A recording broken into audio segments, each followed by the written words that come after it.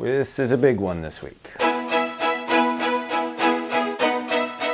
Hello, beautiful people, and welcome to episode 2, chapter 2 of The Dad Diary. Before I go any further with this episode, I want to say a huge heartfelt thank you to each and every one of you around the world who watched episode 1, which was an introduction to the series. If you have not seen it, I'm going to put a link. Again, I'm not the best at this. Somewhere there will be a link up here that you could click on and go watch the introduction to the series so you know what this Dad Diary business is all about. Also, I want to say thank you so much to each of you who commented on the video, not only here on YouTube, but on Facebook. There were a few people actually who shared the fact that they have gone through or are going through currently a very similar situation with infertility. So I just want to say thank you for your bravery. Thank you for your honesty. That's what this series is all about. This series is all about honesty. This series is all about breaking down this taboo that exists when it comes to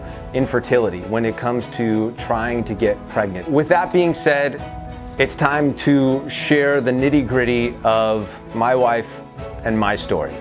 And with that, we will start at the very beginning.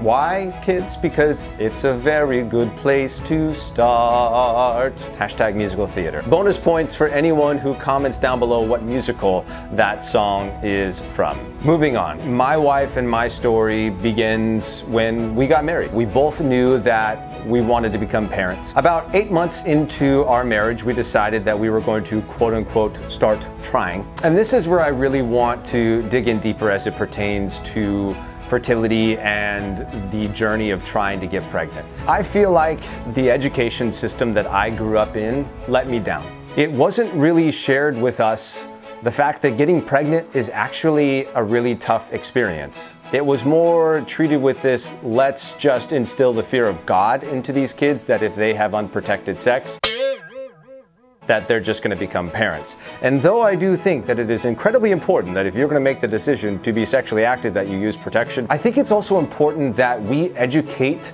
people that getting pregnant is not easy. And it shouldn't be positioned in a way where it's like, oh, I'll just have unprotected sex because I don't have to worry about it. It should be positioned in a way that you need to empower yourself with information.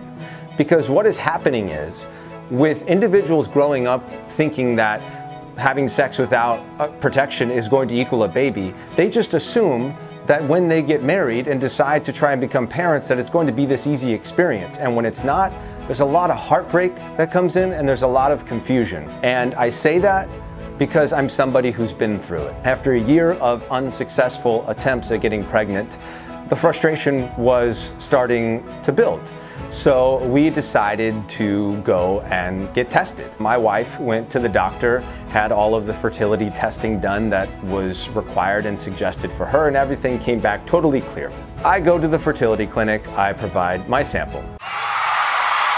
And because of some mix-up with the doctor, they were unable to provide us with the results, and they will only provide them over the phone. So because we were leaving the country, we didn't have cell service, so our entire, 10, 14-day trip over to Europe, all I was thinking about was what's going on. When we returned, one of the first things we did obviously was connect with the doctor, and he very quickly informed me that there were fertility issues with me, with my sperm.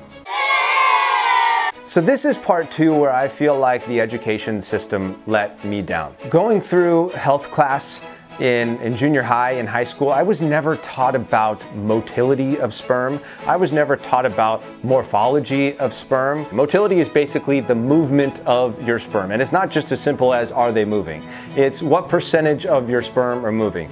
Of the percentage that are moving, how many of them are moving in a straight line rather than zigzagging back and forth? And of those X amount percentage that are moving straight, how many of them are moving together?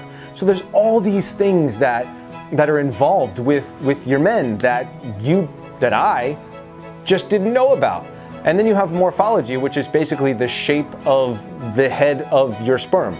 Again, I knew nothing about this. So when the test results came back, this whole thing floored me.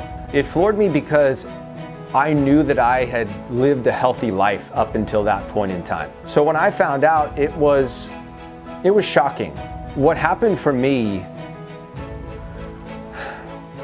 I got angry. I got sad. I got frustrated, disappointed, every single emotion you could imagine. I pulled away from my wife. I pulled away from my family. I pulled away from my friends. I was embarrassed. I was upset because, you know, as a man, and as most human beings, you want to be the hero of the story. You don't want to be the reason that things aren't working out right. I'm a prideful person. So to be faced with this fact that I was the reason why my wife and I were unable to get pregnant, I was the reason that this thing that my wife wanted so much couldn't happen, it broke my heart. And for a good month or so, I just didn't tell anybody. My wife knew. She was an incredible support system throughout it. She would just sit with me when I needed to just sit. When I needed to talk, she would listen. You can't prepare yourself for it because you've never been through it. And if you've never thought about it, it shocks you. What I think is incredibly important when it comes to infertility issues is that you honor yourself, you honor your feelings, but you also recognize that we live in an incredible time. There are so many procedures and medications and supplements available, and highly educated individuals who can help you. And if you are dealing with this, I want you to know that you're not alone. I want you to know that it is a lot more common than I thought it was, and you probably think it is. The first statistic that I want to share with you guys is that 1 in 8 couples report having trouble getting pregnant or sustaining a pregnancy. And that's from a study that was done by the CDC from 2006 to 2010.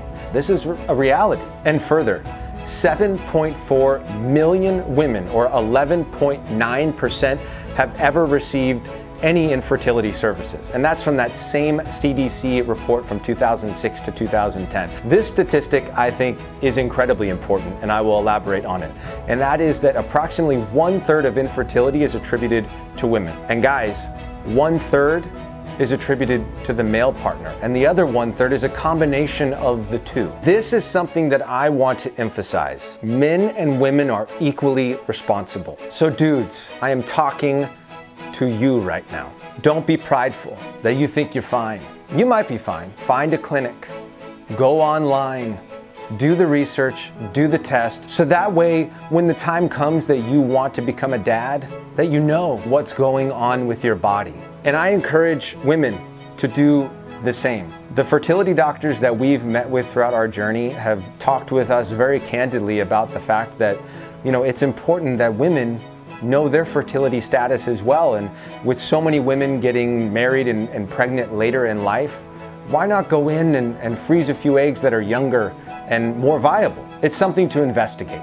So that way, you're not forced to make the only decision that you can make at that point in time. Give yourself options. What do you have to lose? Nothing. It's scary. I know. I was in your position. So back to our story. My wife and I find ourselves in a situation where we know, because of our age and because of the fertility issues with my men, my sperm, the wacky guys that they are, we are more than likely going to have to do IVF. And that was a harsh reality to come to, because bringing a child into the world is expensive enough. Raising a child is expensive enough. But to now be looking at the reality that we were more than likely going to have to spend upwards of $20,000 just to hopefully get pregnant, that was humbling, and honestly detoured us for a long time and put a lot of pressure on our marriage, put a lot of pressure on me. We were in a place where we couldn't just cut a check for $20,000. So where do we go now? It's a big question, and one that I will answer in my next video, as Ryan Seacrest says, after the break. Before I end this video, I have a request. If you are enjoying what you're seeing so far, please give this video a thumbs up, subscribe, and post a comment below. If you have been through something similar to what my wife and I have been through, or you know somebody who's battling with fertility issues, please just write down below, I'm with you. Not just for me, not just for my wife, but for each and every one of the people around the world who are tuning into this video. You know, this may be seen by 5 people, it may be seen by 5 million. I really don't know. All I know is that I feel compelled to share this story, and if it just impacts one person, then I feel like we're doing the right thing. Your love and support means the world to me. Until next time, have an amazing day. Peace and love. I think this is love. Peace. Love. Anyway.